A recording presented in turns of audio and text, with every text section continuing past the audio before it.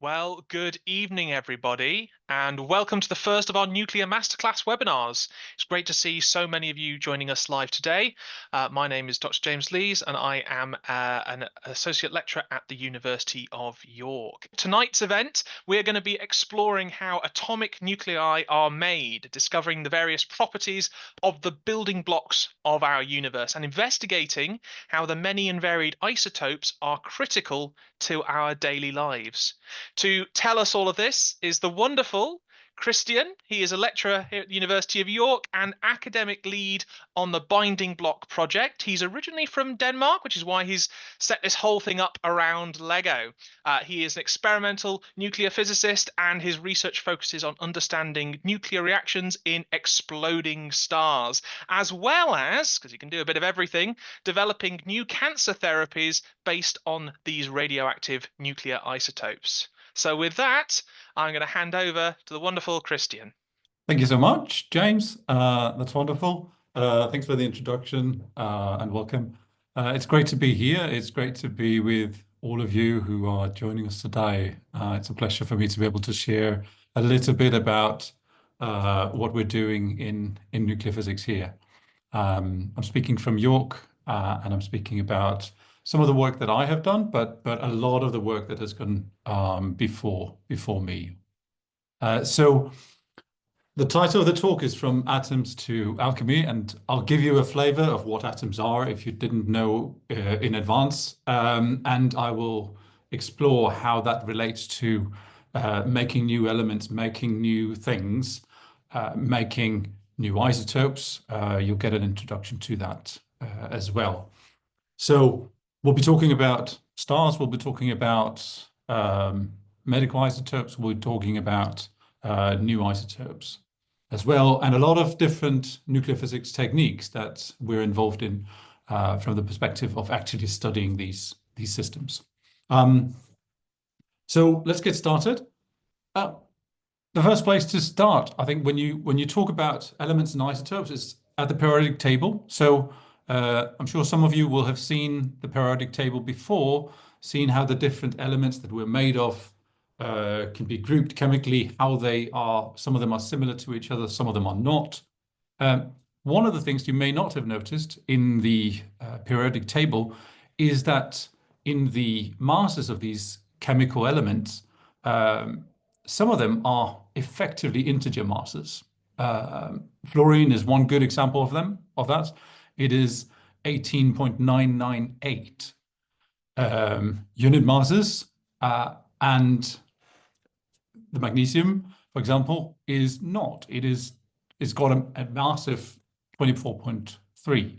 Now, the reason why fluorine is 18.99 is because there are exactly 19 subatomic particles in it. There are 19 things that this atomic nucleus is made of. It is made of protons and it is made of neutrons, and in total there are 19 of those, and that gives exactly 19 mass units for fluorine. Now, it's not because magnesium has 24 and a third protons or neutrons in them. It's because there's more than one type of magnesium. So we call those different types, different isotopes. So they're all the same kind of chemical elements. What that means is that they all have the same number of electrons because they react in the same way chemically, and that's driven by the electrons.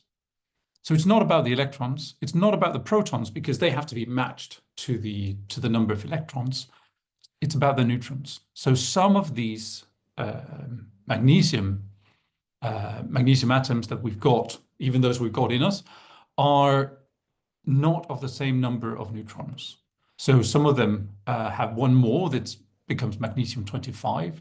Some of them even have two more, magnesium 26. There's a tiny bit of that as well. On average, those three between them have 24.3, a mass of 24.3. So you can see that it's the 24 that dominates magnesium, but there are substantial components of the others. So already here, deep within the periodic table, we can see that there's something else going on inside the atom, and that's what we will be exploring now. So Before we dive into the nuclear structure, let's just take a look at the scales of what this nucleus is, what the atom looks like. So the first thing to say is that the nucleus is tiny, right? So the atomic nucleus is really tiny even compared to the atom as a whole. So it's useful, I think, to get a sense of scales based on sort of human or like scalings. So I'm about, let's call it 1 meter sphere. One of my cells is about 10 micrometer. So about 1/100th of a millimeter. That's about the size of one of my cells. A blood cell, skin cells are the ones you can actually see. And so that's about a factor of 100,000 smaller than I am in each direction, right? So that's the scale of a human cell. So what's about a factor of 100,000 bigger than I am? Well, I live in York. I'd say Yorkshire is of order 100 kilometers. It's on that sort of scale. So let's say Yorkshire is about the same to me as I am to one of my cells, right? The atom is about the same to the human cell as the cell is to me. So again, it's about a factor of 100,000 smaller.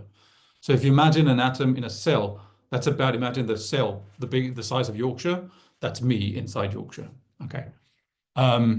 It's the same thing with the nucleus. So the nucleus, again, is a factor of 100,000 smaller than the atom.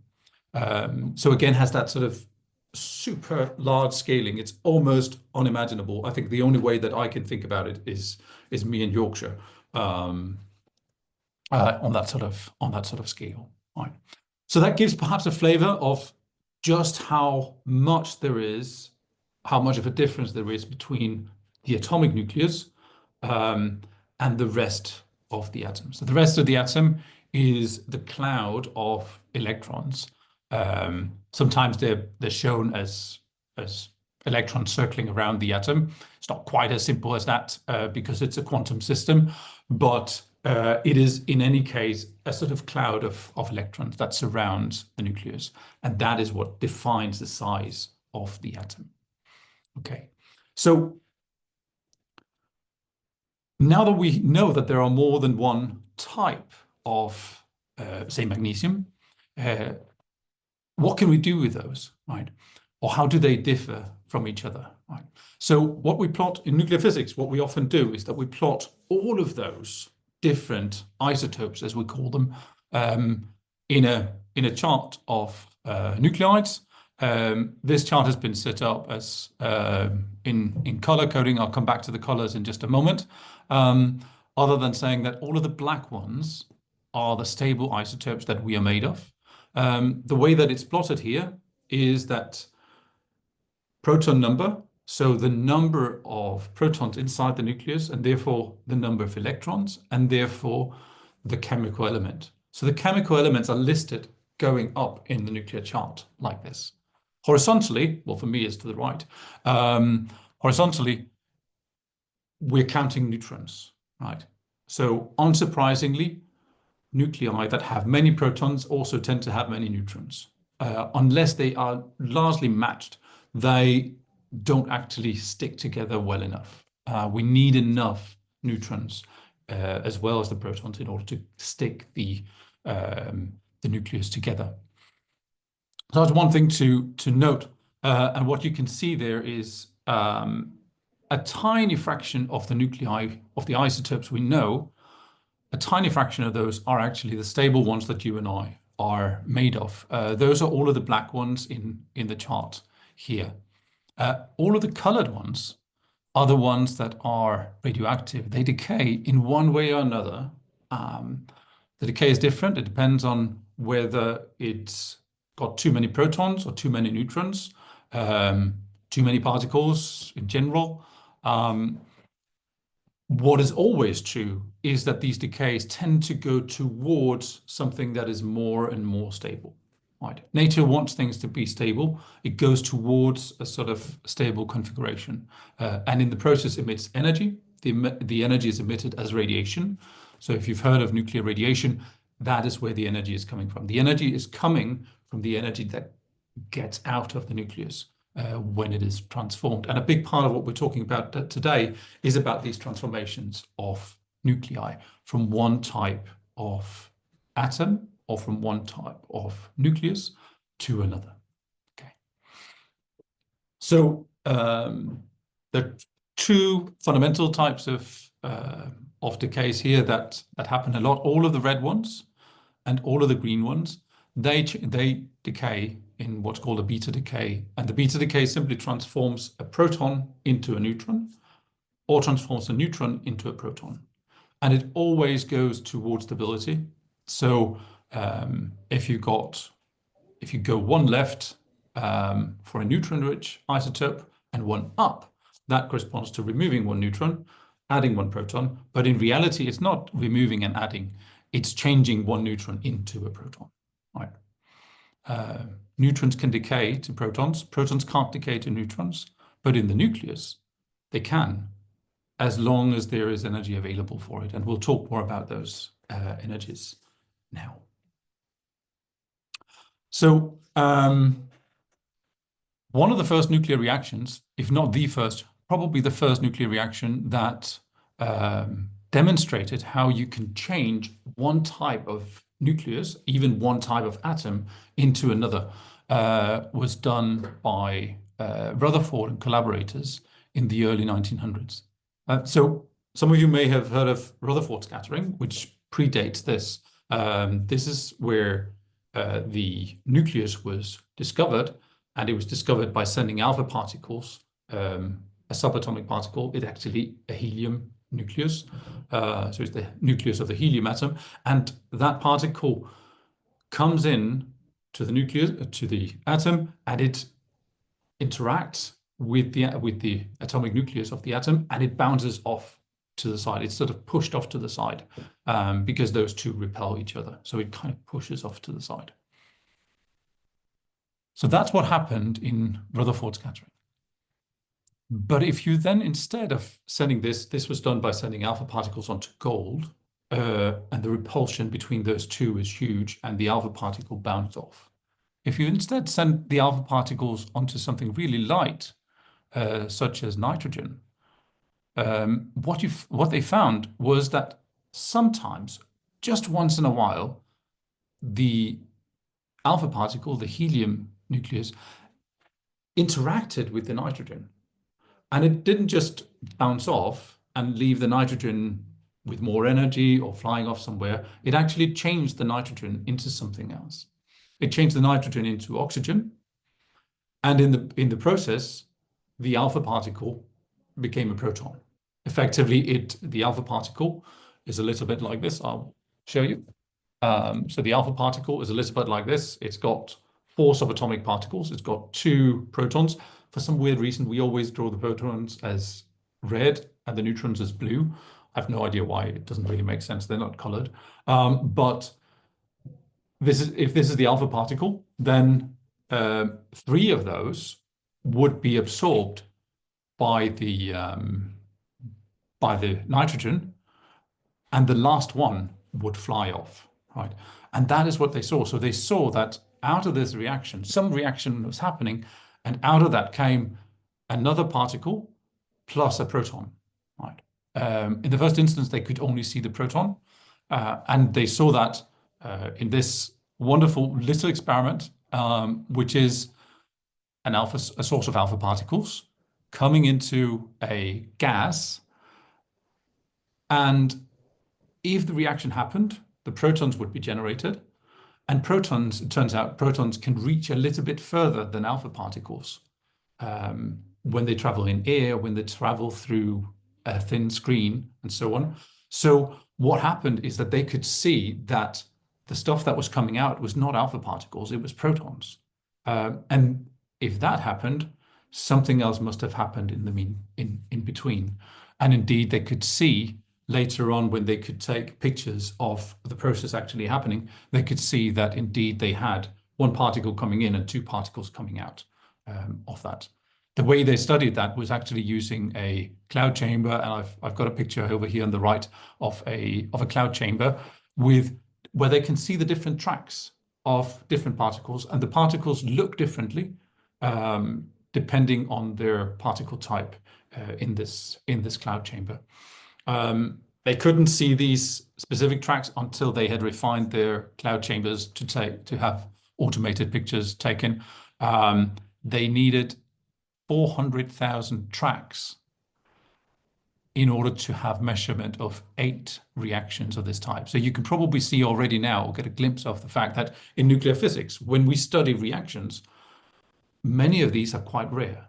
So we have a nuclear reaction. Sometimes it happens, most of the times it doesn't. And we need to have equipment that's ready to identify those very rare events. So that's what we're doing in our typical studies, and it's what was started off many years ago by Rutherford and collaborators. And in doing so, they demonstrated that actually they can change. It's called transmutation, effectively. They can change one type of atom into another. So this is why I put the title up here as alchemists or physicists. Let's just say Rutherford did not like that, so he wouldn't be happy with my talk here today. He actually said it a little bit more rudely than what I have quoted here. I only took the nice part of his quote. Don't call it transmutation; they'll have our heads off as alchemists, right? So this was one of the statements that he made in relation to this, when they realized that, okay, not only do these reactions change the type of material that we've got, the chemical element, but also many of the decays, the radioactive decays, actually also change the type of chemical element. So when we do this, we release energy. Often the reactions will release energy. Sometimes we use energy to study the nuclei, but often the reactions that happen will release energy, and certainly all of the radioactive decays will release energy. So it's useful to have a sense of what does it take to bind these nucleons together. So they're called nucleons, the protons and neutrons. So what does it take to bind it? What do we get out of binding these together? And how much does it cost to pull them apart, right? This is part of what we study in nuclear physics. So let me show you a little bit of a demonstration of that. You can see it on your screen as well. But fundamentally, what we're seeing in nuclear physics is that if you've got a proton and a neutron, now I'm showing them as 2 individual balls. If they're free, let's say they have this energy when they're free. What turns out is that if they combine together, they have less energy than if they are free, if they are separate. So like this, that they drop into a small hole almost, where they have less energy because they're together. They would need more energy in order to be apart. And therefore, if we want to separate them again, we need to punch them. We need to put energy into the system in order to tear the two apart. That's how it is for deuterons. It's how it is for any particle, any subatomic particle, any nucleus. All of the nucleus that we know and studied, they are bound in this way. Also helium. So if you have, now this is the 4 that we have here. But helium, the helium nucleus, has a much stronger binding, right? So the hole that they fall into, in that sense, is much, much deeper than it is just for the deuteron, right? So helium needs much more energy in order to be pulled apart. It also means that if we put it together, we gain much more energy. So when I say that we gain a lot of energy here, if we put helium together, what is a lot, right? So let me just show you what a lot is, right? So let me take you on a thought experiment, right? So, or a sort of hands-on experiment. I've got these two tennis balls. They're stuck together with Velcro. You can see that. How much energy do you think it's going to take me to pull those two apart, right? I can do it. You can possibly even hear it. I don't know how well that sound goes through. I can hear it. You know the sound of Velcro, I guess. If you want to pull these apart, you need to use energy. You need to exert a force. Force times distance is energy. So I exert a force over a couple of millimeters until I pull it apart, right? If we want to compare with other sort of scales of energy, I've got the complete fairy tales of Hans Christian Andersen, as a Dane you should have. That's about 1 kilogram. Lifting that by about 1 meter costs, in terms of energy, about 10 joules, right? So that's pulling or lifting 1 kilogram by 1 meter, right? This is much less. I would say a couple of millimeters. That's a factor of 1,000 less. It's probably a few millimeters, and it's probably a little bit more than the equivalent of 100 grams that I need to pull. So it's still a lot less. We're probably down in the 0.001 joules on that sort of scale, maybe 0.01 joule, in that sort of range of energy that it would take me to pull these two apart, right? Okay. But what does it take for nuclear energies, right? So I said nuclear energies were huge, but how big is big, right? You've possibly seen Einstein's formula, E equals mc squared, right? So the energy that we've got, the binding energy, the energy that we've got encapsulated in the nucleus, can be described by the mass of the nucleus times the speed of light squared. The speed of light is massive. It's about a 3 with 8 zeros. So if you take that and square it, you get a 9 with 16 zeros. You can count to see if I got the number of zeros right here. I think I did. What that means is if you take that and multiply that onto even a simple mass like 1 kilogram, what you get is a huge number of a huge energy in joules. You get 90 million billion joules, right? That's 90,000 terajoules, and I will use terajoules as the biggest value that I talk about here. Now, that's if you convert all of the mass to energy, right?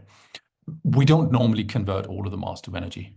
Deuterium's binding energy, which is related to the mass we've got accessible in the system, is about 0.1% of its total mass, but helium's binding energy is about 1% of its mass. So even if you just convert 1% of its mass, you can see if you take 1% of that massive number, you're still getting a big number. It's still about 1 million billion joules that you're getting out of just 1 kilogram of helium. So if you make 1 kilogram of helium, you release about 1 million billion joules, right? So that's huge. Another way of looking at it is that if you can fuse just the tiny bit of deuterium that's in 1 liter of water, right? About that much. If I could take the deuterium out and I could fuse it to helium, what I would get is I would get approximately the energy that I need for my electric needs for a year, right? And then afterwards I can drink the water because the deuterium is such a tiny amount of it. So this is why this kind of energy release is why the sun burns. It's also why why scientists are investigating how to make fusion work on Earth. Okay, there'll be another webinar later on related to that topic. So how can we study nuclear isotopes? Well, we study them by smashing them together, fundamentally, right? One of the reasons to study it is to study how things go on how nuclear reactions go on in stars, how the things we're made of are made in stars. You'll hear much more about that next week as well, but just a little bit about that at least for now, because it has a slight relationship to some of what I have worked on in the past. One of the reactions that are important here is how we make carbon. So carbon can be made from these helium nuclei. If we have 3 of them, we have just the right amount to make carbon. If we collide those 3 at just the same time, we can, in principle, make carbon. Or we can collide 2 of them and immediately afterwards hit it with a 3rd one. Now, that's not practical in the lab, but it does actually happen in stars. The way we can study that in the lab, and that's the way it was studied when it was first studied, was to send a deuteron, again, one of these fellas, into, again, nitrogen-14 that we looked at just before, that Rutherford also studied. But now the deuteron plus the nitrogen-14, they collide, they emit an alpha particle like this. And of course, now there's less nucleus left after the nitrogen, and that's the carbon. So the carbon-12, can be formed in that way. And it turns out that it forms carbon in this weird excited state that has extra energy. And it has so much energy that it can fall apart into alpha particles. And the reason why they actually searched for it was because Fred Hoyle, who's pictured here, had identified that, well, only if carbon has this particular property with a state, we call it a resonance. It's a specific energy state. Quantum states tend to be specific in energy values, so they're discrete. We can't just add a little bit of energy. We have to add just the right amount of energy. And what he understood before actually doing the experiment was that you had to have this particular state in carbon in order to even just explain the production of carbon in stars, right? I think it would have been fantastic if he'd got the Nobel Prize for that. I think it's one of the most amazing discoveries in nuclear physics. The reason why it was so controversial was probably because he actually did all of these studies of carbon and demonstrating and understanding the production of elements in stars. And he did all of that for all of the wrong reasons, because he desperately wanted to disprove the Big Bang theory, which he hated. And he hated it so much that he had to make sure that everything could be produced in stars. And he was so right about the stars, and he was so wrong about the Big Bang. And it just tells you a little bit about how you can be both incredibly right and incredibly wrong at the same time. And that's kind of the story of this part of nuclear physics, of astrophysics. But it was studied by Hoyle and collaborators in the early 50s. We've now since then done many more studies on this type of system. You can study it in different ways. This is actually part of my earlier work, which was done in Finland at a facility called Igisol in Jyväskylä, where again atoms are smashed together and produce new isotopes based on the reactions that take place. In our case, we produced nitrogen-12, so again an isotope of nitrogen, but a different one. Nitrogen-14 that Rutherford used is, of course, unsurprisingly, perhaps stable nitrogen, because otherwise, how would he fill his gas chamber with nitrogen? Nitrogen-12 is short-lived. It's much less than a second lifetime. So you have to produce it, separate it, send it to your equipment, and watch it decay. So that's what we did. So you produce it by smashing protons into carbon, swapping a proton for a neutron, and the carbon becomes nitrogen.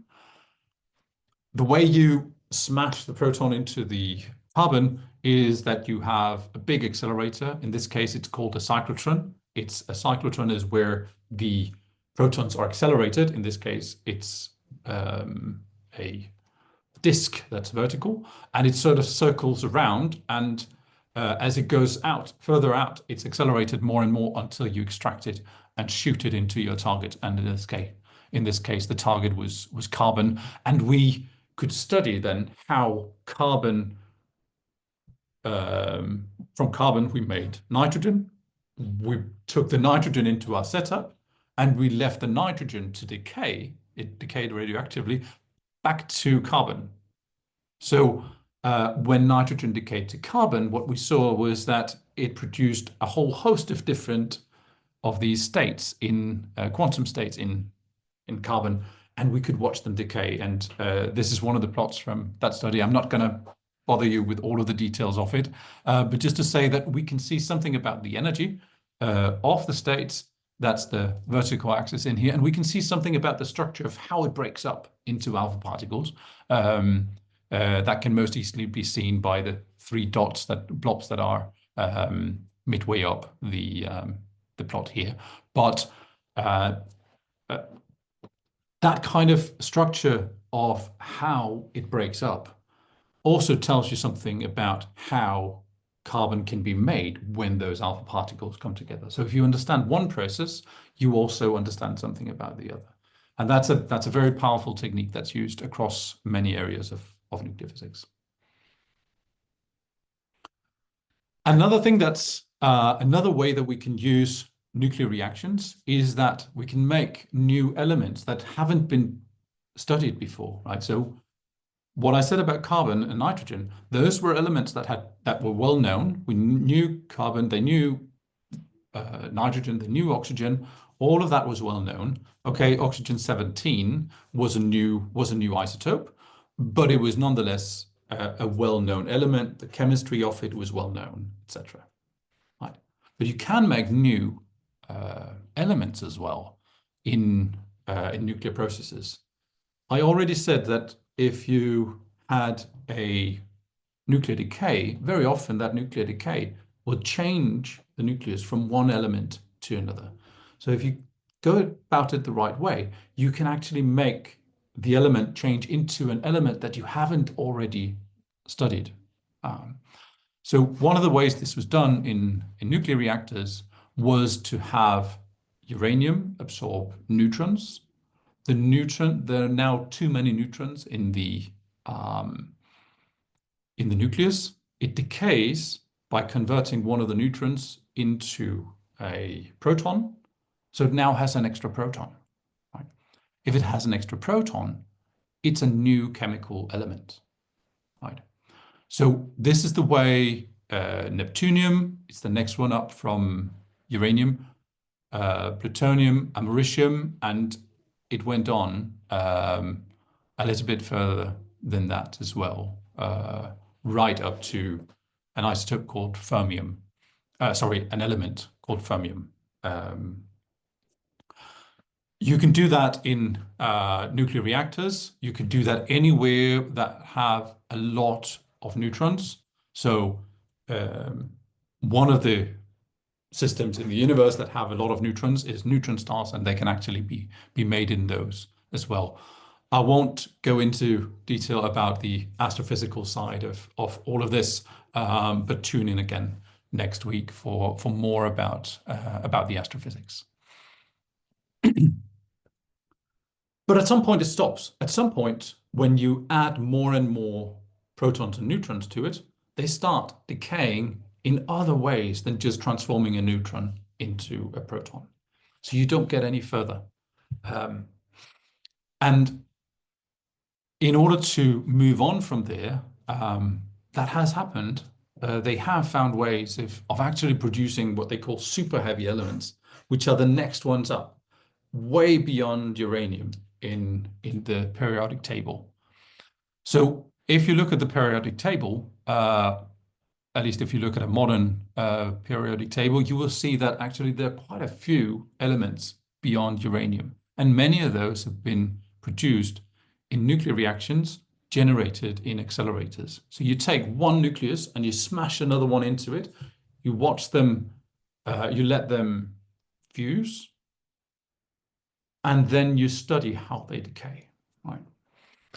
So when they decay, very often these will decay via, because they're very heavy, many of these decay via alpha decays. So one example of this is Darmstadtium 271. It's got 271 neutrons and protons in total. That's the 271. It's got a Z of 110. So it's atomic. It's the element number 110 is Darmstadtium. It was discovered in Darmstadt, hence the name. And what they see is that Darmstadtium can decay to hassium, seaborgium.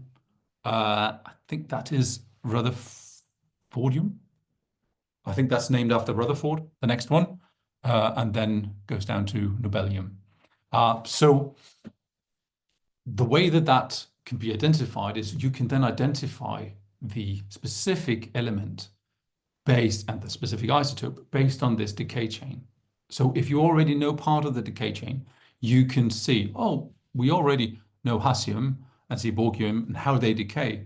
So if we have something that decays via alpha decay into hassium, in this case, hassium 267, if we already know the other parts, we can add that one knowledge of an alpha decaying particle to it, and it decays. And we can see, therefore, that it is Darmstadtium. I'll show you a little bit of their data here. So this is data for actually two different decays. But what you can see is that if you measure both the energy of the alpha decay and the time of the alpha decay, those two are very closely linked. And you can see, you can use that as a fingerprint of the specific decay route. So if you know the energies of all of these isotopes as they go down, you also know what energy is available for the decay, and then you can use that combinations of energies and how long each of the isotopes live. You can use that to deduct which isotope is it that you have produced now.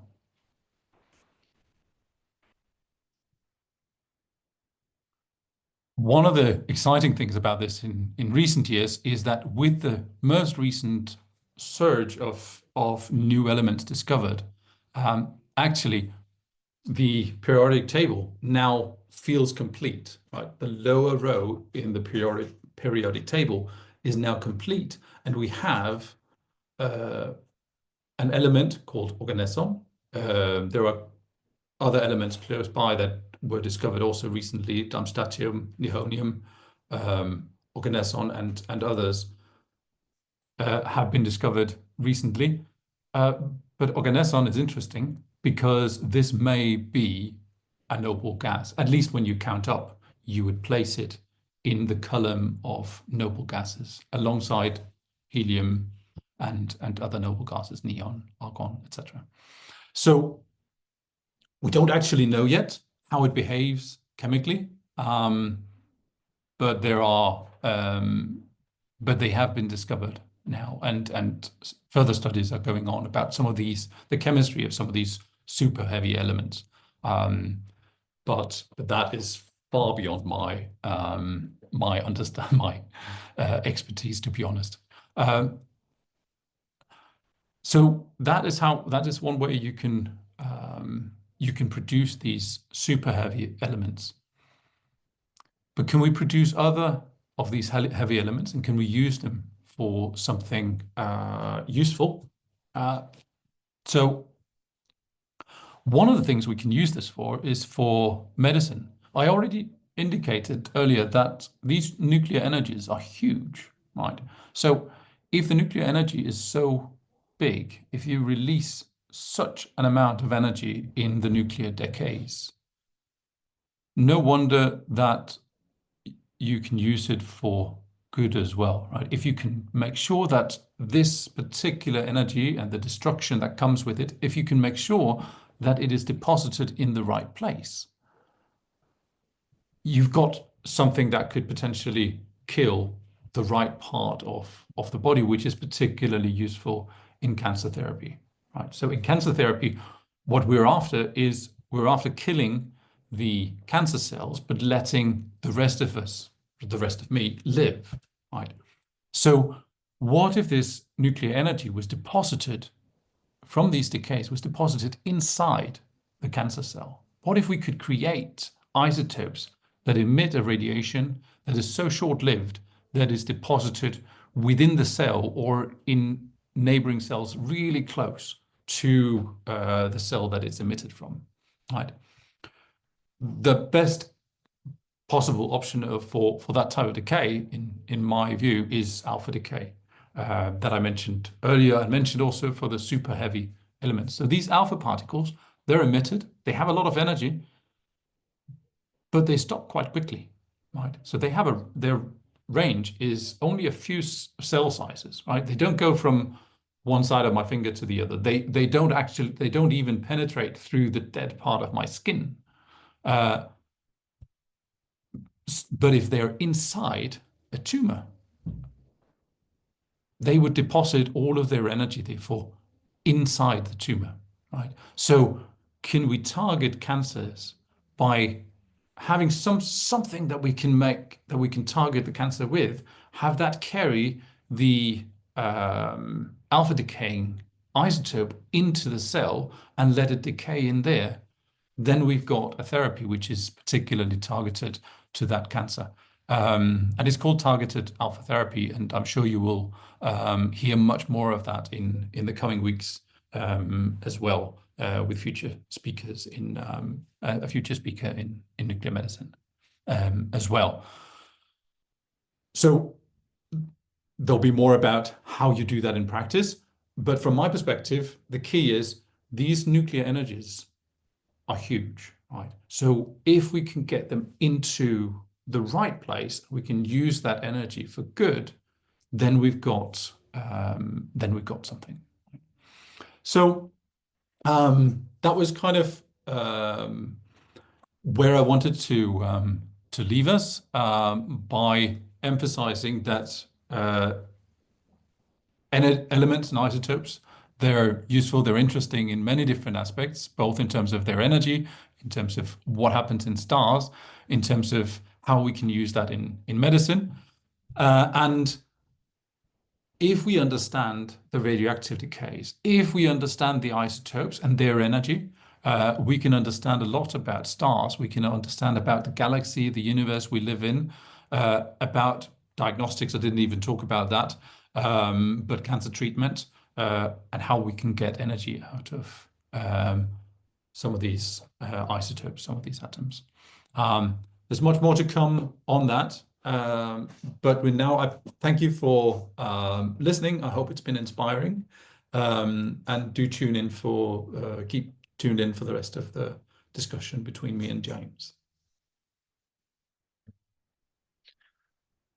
All right then. Well, thank you very much, Christian. If you know how to do it, there's the little clap function on Zoom, and if you want to do that to show your appreciation, I believe we can do that. Anyway, right, we do have some questions in. Do feel free to pop some more of your questions into the chat, but we've got a few here, some really good ones here which we can go for. So one of the first one here is, you mentioned several times about atoms hitting atoms, but if they're so small, if protons and alpha particles are so tiny, how do you manage to get them to hit? So the first thing is, if you have an atom that you smash into other atoms, right? The part that you're smashing them into, let's say Rutherford's experiment, you've got an alpha particle that flies through a gas. The first thing is, it's not just one atom that you're trying to hit, right? It is one atom that you would eventually hit, but there are lots of atoms, right? So yes, the probability for hitting a specific atom is very small. The probability of hitting an atom is much, much larger, right? With that said, right, even that if you're looking for specific reactions, such as transmutation of one element to another, the probability for doing that, even when they do react with other atoms, the probability for that particular reaction is very small, which means that you need a lot of the initial particles, right? So you need to smash a lot of atoms into it, and so millions, trillions of atoms in order to get to actually be able to see the reaction that you're looking to investigate. Okay, we've got some more questions in here. So one of them is, you said, don't call it alchemy, but this is alchemy. I completely agree. We can change one I element to completely another. agree. I completely So agree. It is alchemy. why Rutherford aren't we said, making gold? so it is rather expensive, right? It is rather expensive to make this. It is much, much cheaper to dig it out of the ground, even if it is rare in underground, right? So it is not a cost-effective way unless there is no other way of making it, right? So for example, these medical isotopes that I was talking about, the only way we can make them is to make them on the fly, right? So every day there is fluorine-18 is a medical isotope that's used a lot. Every day that's made, ready to order, ready to give a patient. It's for diagnostics. Its half-life, it only lives for a few hours. So you make it in the morning and you use it later in the morning. That's it, right? Because it doesn't stick around. All right. So when you can't dig it out of the ground, when you can't find it in other ways, that's when you would actually use these techniques to create them. We've got here on one of your slides, it says that 1 liter of water could produce 15 gigajoules of energy, which is a lot Yeah. more than you get for burning 1 liter of gasoline or fuel. So what does this imply about nuclear fission and fusion? Well, this is why it's worth investing in figuring out whether we can do nuclear fusion. And it is why, with a modest amount of fuel, nuclear fission has been used to produce huge amounts of energy over the past decades, right? It is exactly because of that there is so much more energy potential, or sort of there's so much potential for getting energy out of the material if you can use the nuclear physics rather than chemistry, because the scale. So when you burn petrol, it's a chemical reaction, and you get energies out that are off on a scale of chemical atomic energies.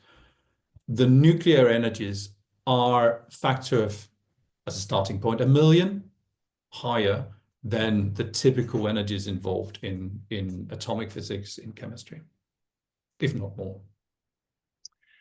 Okay, we've got some more questions in here.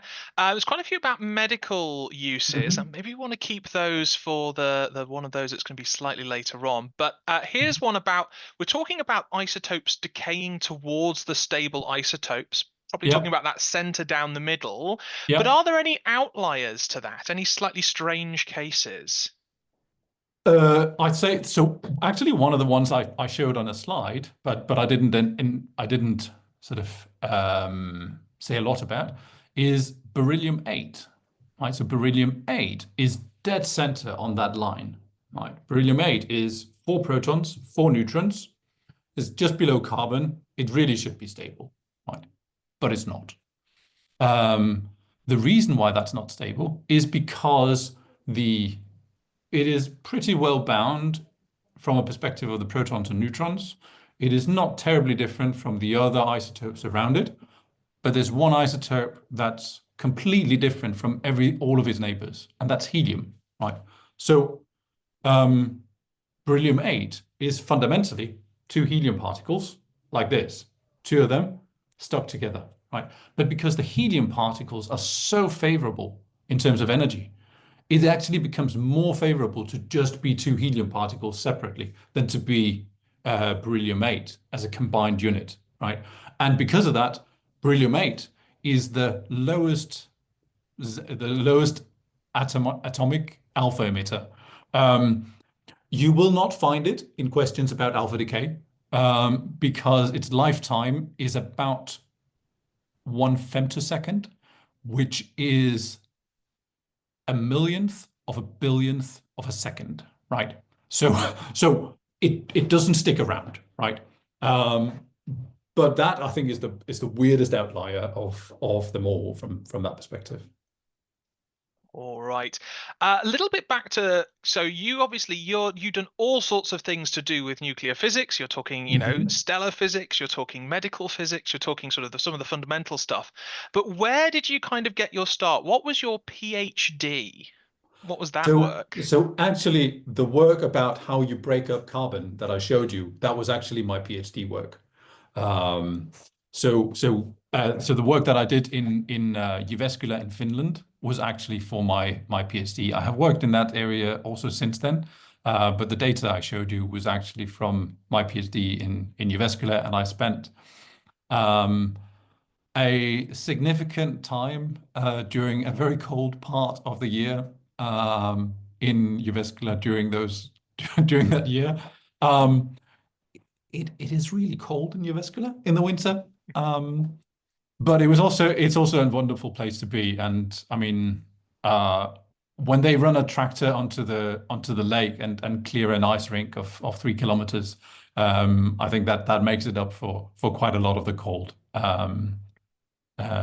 So yeah, that was actually my PhD. But I was trying to figure out whether to do a PhD in either biological physics or in nuclear physics. So it's quite nice that nowadays I'm kind of coming back to being able to combine those two in the medical sphere that I'm now starting to work in. We've got one here about these super heavy elements. So if you've got these Mhm. super heavy elements, Yeah. and we can create them, as you say, in the synchrotrons, but where are they coming from naturally if they're not stable? So most of these are not coming naturally at all. Right.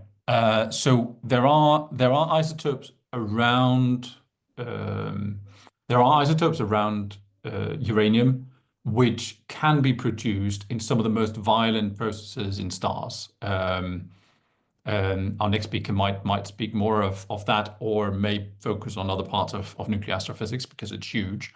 So let me just say quickly that the reactions that produce these heaviest elements even in stars, they still stop in the vicinity of uranium.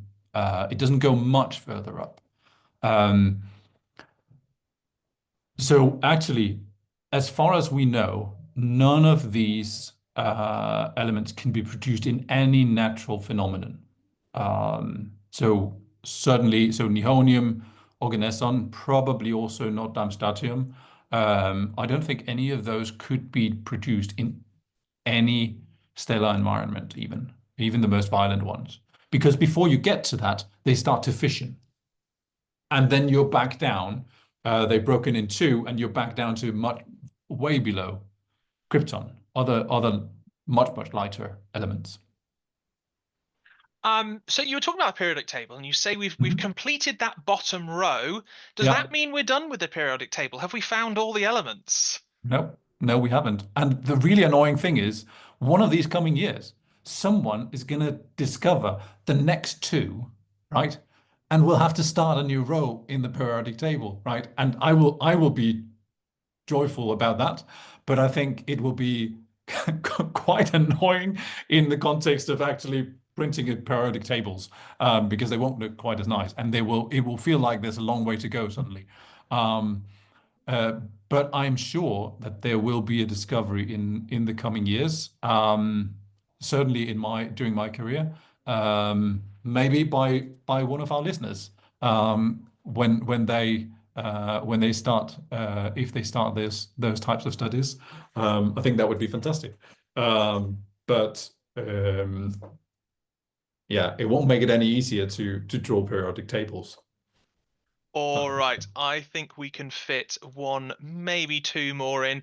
I think you said you sort of have explained it, but it might do to explain it a little bit more explicitly.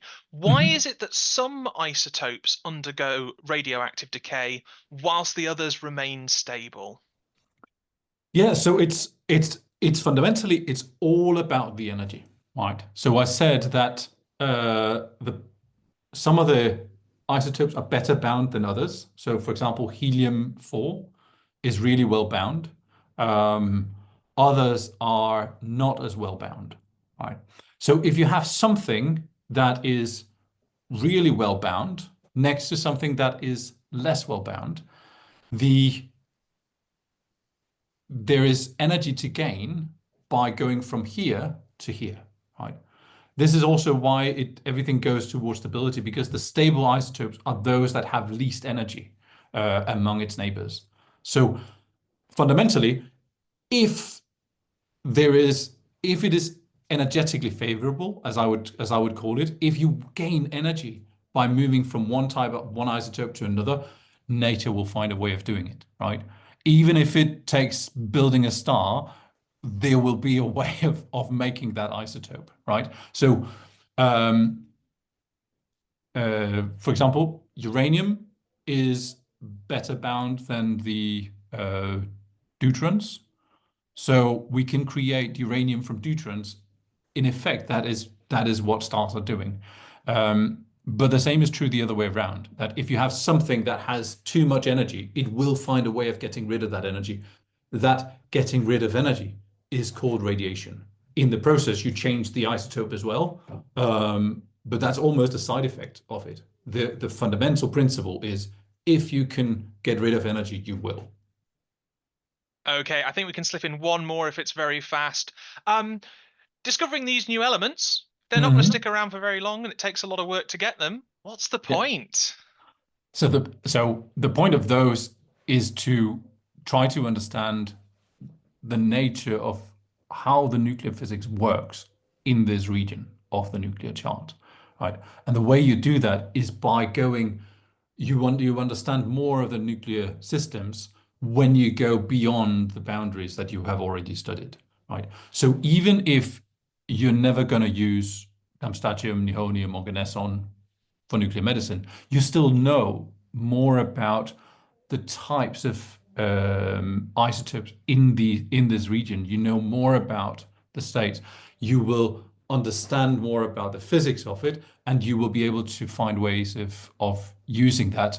If not for those isotopes, then you use the same knowledge for something else. Okay, and just a one sentence answer. Have you got a book that you would recommend to begin learning the basics of particle physics?